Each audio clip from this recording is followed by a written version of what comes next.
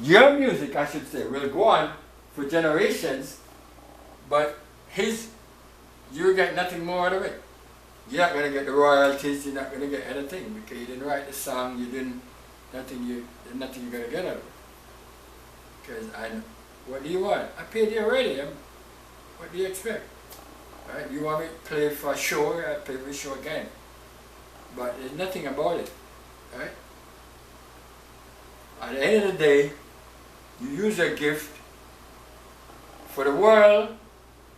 There is nothing you have to get more than what the world has to give you. Right? The Bible said the world passeth away and the lust thereof. But he that doeth the will of God abideth forever. So the servant who took the 2 talents and went and traded with it, brought back 2 more talents with it. And the one who got the 5 talents, took the 5 talents, went and traded with it and came back with it. Came back with 10 talents. Right?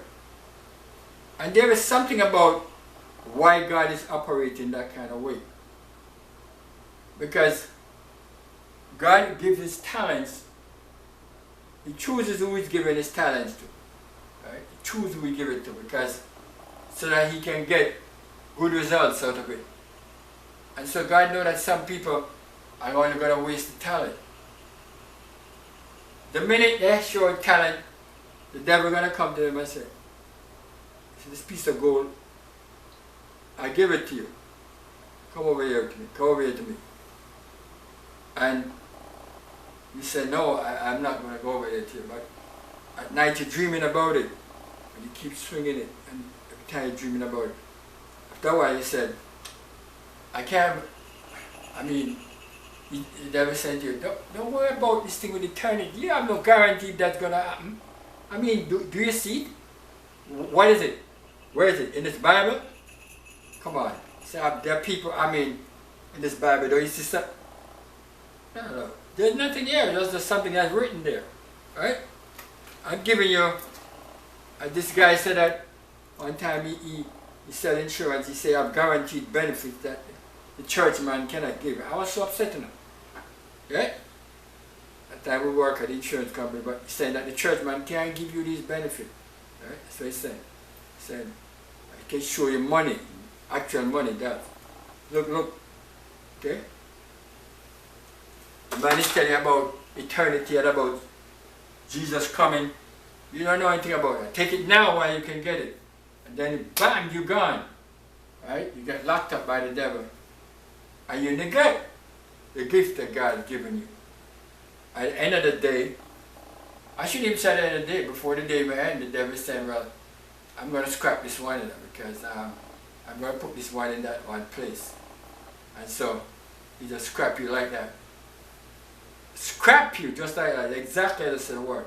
He just trash you just like that. Okay?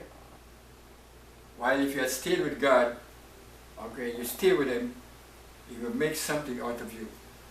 Right? And you are a vessel of honor. And when you die, if you die before he comes, you're going to be resurrected to glory. Right? These things are sure and are steadfast. And all around us we see the Bible and the prophecies being fulfilled. Right? This is the time when we have to take stock of our lives. Take stock of ourselves. Okay? Take stock of ourselves. Because the coming of the Lord is nigh at hand. So I said, what shall we give in return? What shall we give in return? Are we going to give God material things? No. There's a scripture here where Jesus was talking about, he said, what shall a man give in exchange for his soul? Where it is? He said, for what is a man profited? This is Matthew chapter 16 verse 26.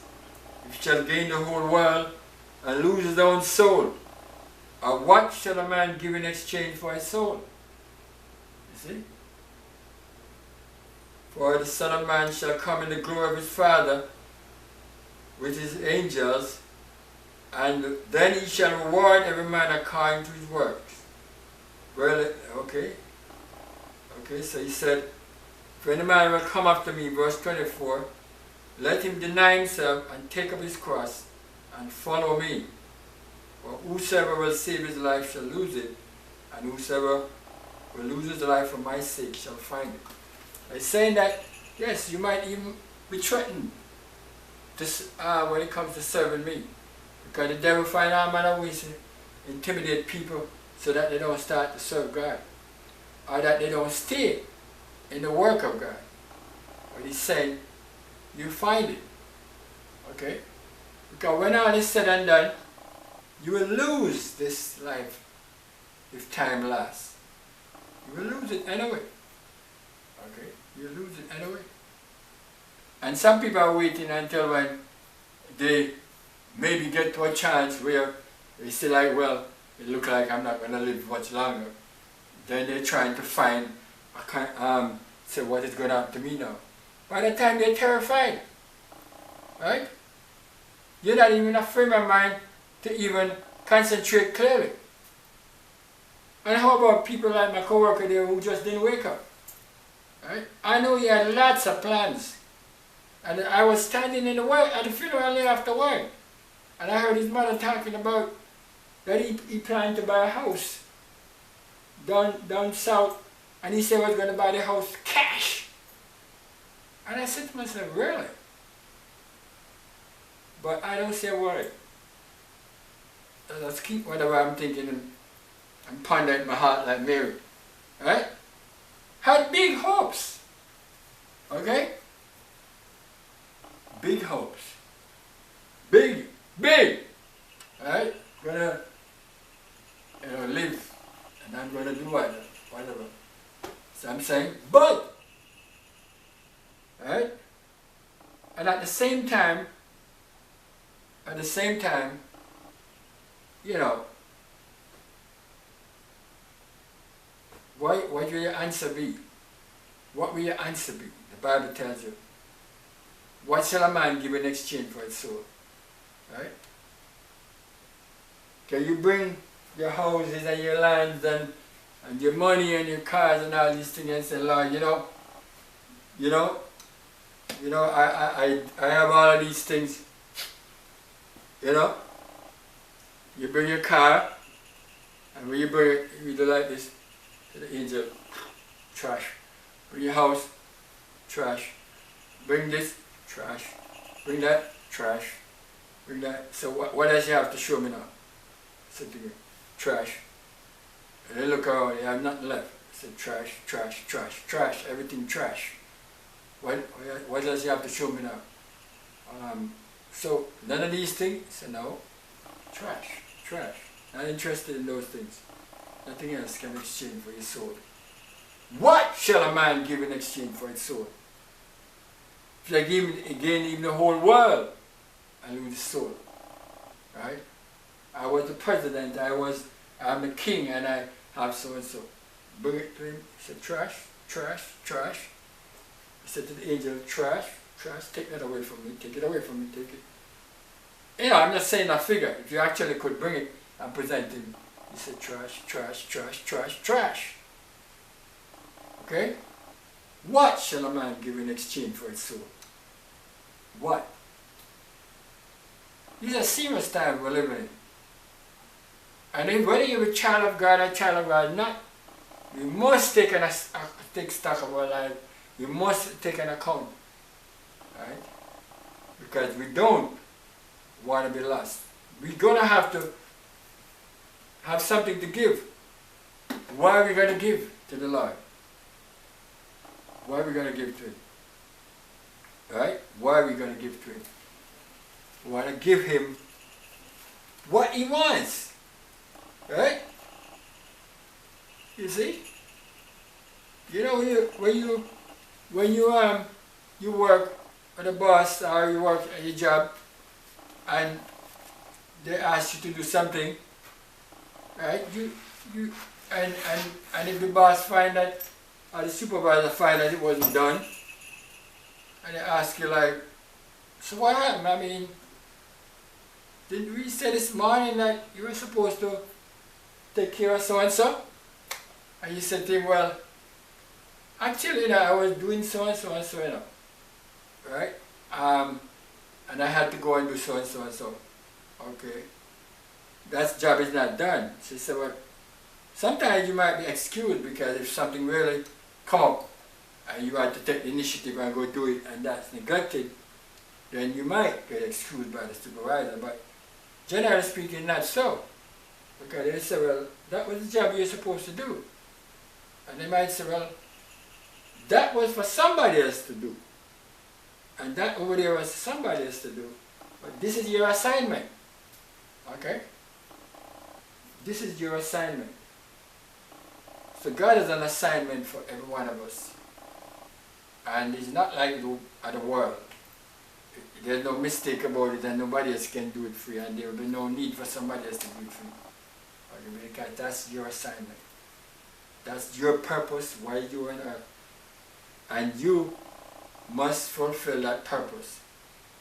But some people, they have linked their purpose with the plan of the devil, while some of us have linked our purpose with God's. And that's the reason why the man with 5 talents was able to hear, well done, thou good and faithful servant. The man with 2 talents was able to hear, well done. Right? And the one who had taken all of it and invested it in the earth, right? In worldly things, right? And he told him, you're wicked and slothful servant. So how could you ever do something like that? Do you know that there's going to come a time? There's a verse here, which, let me just go back to it. In Matthew chapter 20, say Matthew 25, and it says, the kingdom of heaven is like a man going into a far country, and he called his own servants and delivered them his goods. But I think the verse is, what, 14? It says here,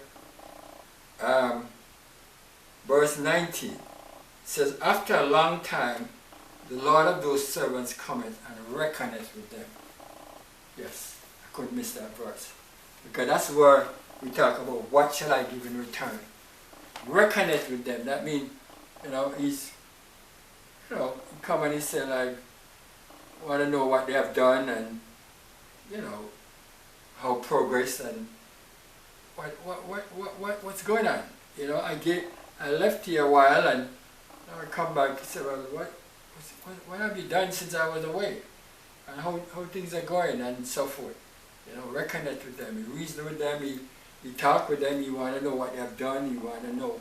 So, there's going to come a time when the Lord will come and reckon with you. Right?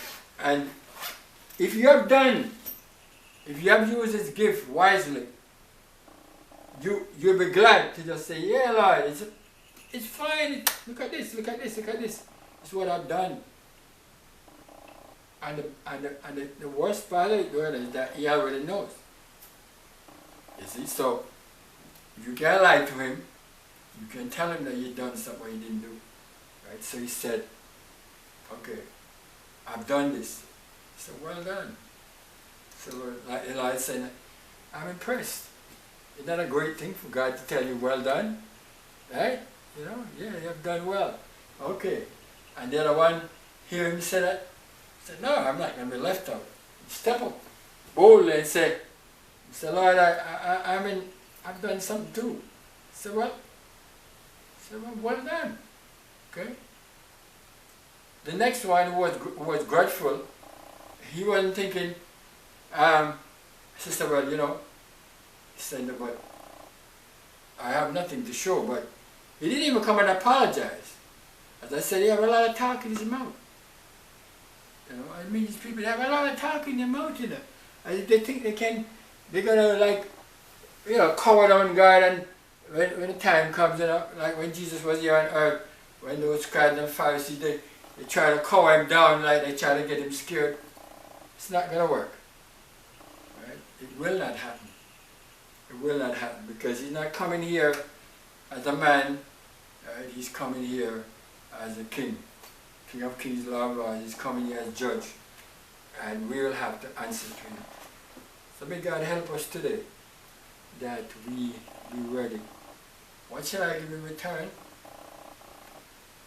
I know, as I said to you, I can't even go into all of it, but you know what he wants from me.